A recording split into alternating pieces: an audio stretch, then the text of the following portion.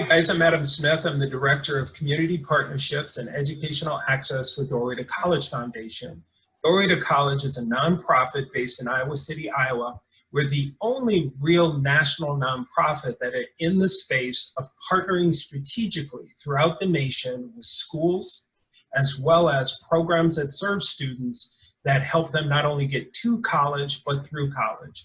Help them navigate some of those traditional historical barriers like standardized testing, ACT and SAT, as well as skill building, study skills, awareness, all of the things that students need not only to get to college, but to get through college with the least amount of debt possible and a degree that gives them the highest return on investment.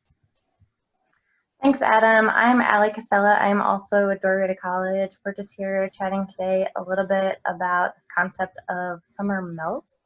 I used to work in college admissions, what seems to be ages ago, and I remember right around August, I would start to get a little bit nervous about the students whom I had built relationships with, whom I had recruited, working with for many months, would sort of maybe fall off of my map, and I would get nervous about what I could maybe do to keep them sort of in the network, keep them in the funnel, make sure that they would end up attending the institution. Wondering if you can talk a little bit about summer melt with us today, Adam. Sure. So summer melt historically was a term coined by K-12 educators that focused specifically on students who would lose some of the material from the prior year over the summer, forcing teachers to kind of have to refresh, reteach that in the fall.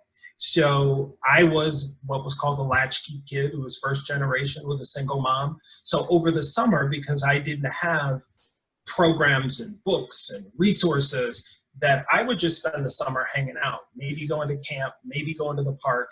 And so during that summer, I would probably lose 20% of the material that I was taught in fourth grade. So then the onus was on my fifth grade teacher, right, to have to spend the first month or so of the school year to reteach me some of that material. That's even bigger for our low-income students, right, and our students of color, because you don't have access to summer academic camps.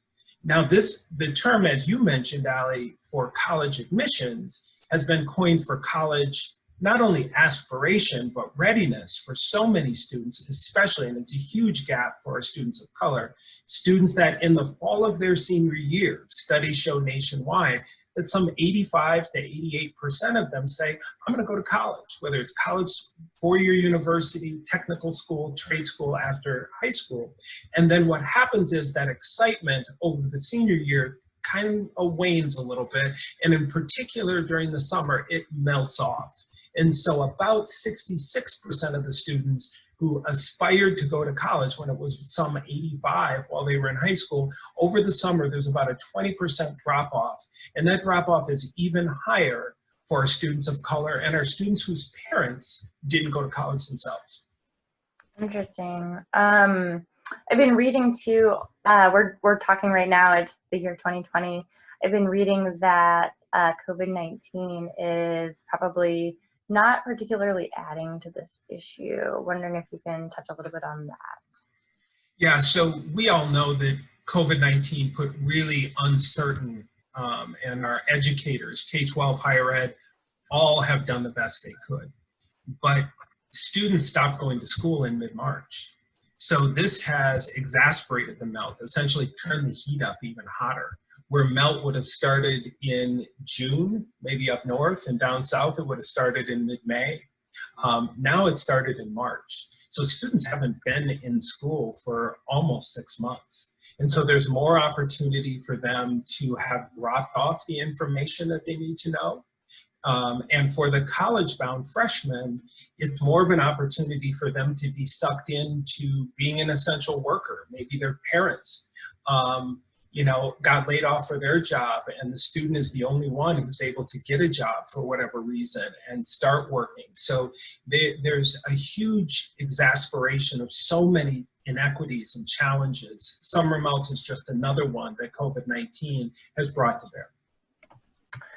So for educators, parents, for any folks out there who might be hearing this and thinking, well, what can we do? What tools out there, what resources out there might exist to help?